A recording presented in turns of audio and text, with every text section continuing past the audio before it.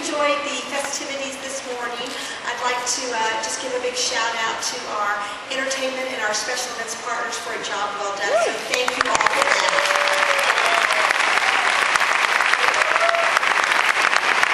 So I know we have a mixture of guests and cast in our audience. So for those of you that don't know me, I'm Valerie Bunning, and I have the privilege of being the Vice President of this wonderful park, Disney's Animal Kingdom. Woo!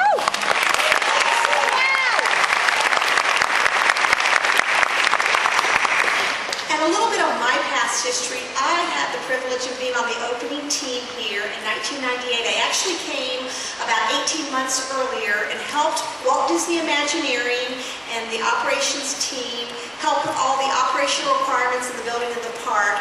And then on opening day, I was the operations manager for the Kilimanjaro Safaris and the Africa team. So that was a fabulous experience for me, kind of making it even more sweeter to be back here at home at Disney's Animal Kingdom. Now today we have a very special presentation for you. You're going to have the opportunity to hear directly from the person who took Disney's Animal Kingdom from concept to reality, a process that took nearly a decade. And since opening, he and his wonderful team have continued to create experiences for our park that can't be found anywhere else, such as Expedition Everest. So, without further delay, I am thrilled to introduce the Senior Vice President of Creative Development for Walt Disney Imagineering and leader of the creative team who designed Disney's Animal Kingdom, Joe Rohde.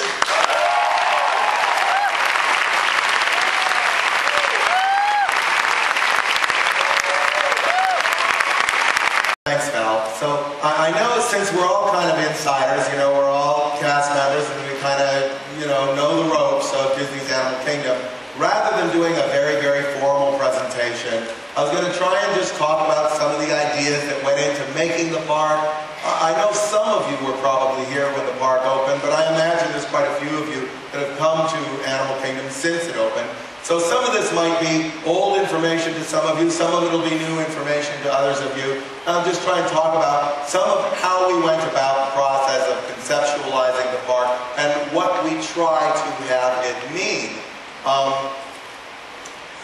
I mean, Imagineering's been around for a long time. Some of you may have had direct involvement with Imagineers through one aspect of your job or another. It's quite a diverse group of people that we are, and not simply diverse in the fact that we come from different professional backgrounds. Indeed, we have architects and engineers and business managers and illustrators and sculptors and you know, acoustical engineers and industrial engineers, all kinds of people working in Imagineering. But also, there's not really kind of like a formal job qualification to be an Imagineer. So we end up with extremely diverse people from very, very diverse points of view. It's really an odd mix of people that we bring together to do this job. And when we set out, this is a million years ago, it was actually, I'll tell you, the very first meeting that I ever had to talk about doing something that was going to have to do with animals was probably in August of 1989.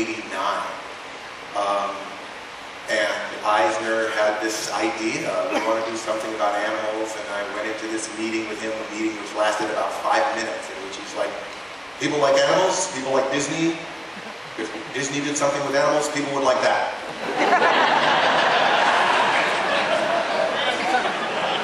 You know, and that was it. And then there was one other statement which was, you know, we've got the Magic Kingdom, we should have the Animal Kingdom. Like, that's a sentence that somehow makes sense. Like, so, and that was it. It was sort of like, you know, mystic words from the pharaohs. Okay, there's the mission, and away we're going to go with it. And I have to say, in the early years of thinking about Animal Kingdom, all of this seems rather old news to many of us now, but it was a real dark horse kind of project. I mean, everybody they were still building the European Disneyland, the one in Paris. There were all kinds of other ideas out there that drew tremendous focus from Imagineering and from the company. And here was this tiny little team of people. Nobody really ever heard of any of us. It's not like we were famous. And, my earring was much smaller. So, nobody noticed me running around doing this thing with this odd group of people. And I would have to say, in general, probably most people figured, okay, this is just some odd exploration of some idea, may or may not happen, but probably won't happen. If you've read the book, The Making of Animal Kingdom, I think this is mentioned in the book. Because Eisner he really wanted to do this thing with animals, they had gone off and done this big study, huge, like a 400-page white paper study from the business division, what used to be called strategic planning, studying zoos all over the country, and how much did people pay to go into them, and how much did they cost to run, and blah blah blah, all these things. And this big document basically was presented to the company saying, you don't want to do this. There's zoos all over the country. People pay $15 to go in. They're all subsidized by governments. They're subsidized by volunteer labor. A million reasons why this isn't a good idea. So all of this was already in place the first morning any of us sat down to think about Animal Kingdom. But they did us the great favor of presenting us with this giant 400-page document, which basically described, okay, if you don't do this, then you might be able to do something.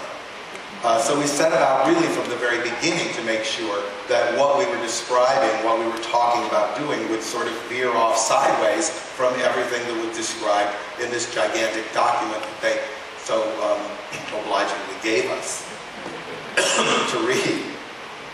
Pardon me if my voice is a little shaky. I was talking all day long until like midnight yesterday, and of course all morning this morning. So I have slides. I'm going to sort of talk through a little bit of that history of how things went down in those years. But one of the things I think would be interesting for all of you to understand is the degree to which, as much as Animal Kingdom is a place, it's obvious that it's a place. It's built out of concrete, it's built out of steel, it's got doors, it's got air conditioning, people come and go. It was really conceptualized as a story. We really do think of it the way you think about a movie, the way you think about a play, the way you think about a novel. It just happens to be built with physical objects. But in fact, it's meant to function like a story that when people come, they are wrapped up inside of this story. And to the degree that they choose to use their own imaginations and to indulge in the reality of that story, to that degree, we want to provide them a place where it can be that real for them. Not everybody wants to do that. Obviously, there's the people who want to ping off, every e-ticket they can here and then buzz off to another theme park, and okay, that's great.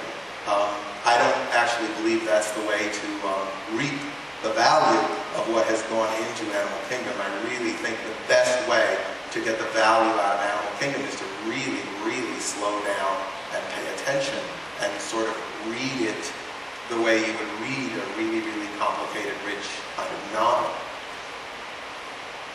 So like I said, this isn't like I don't have like a structured presentation. I'm going to sort of show slides. I'm going to talk about kind of what some of the slides represent, talk about some ideas. I have one little riff I'm going to take you through, might help you understand how we think.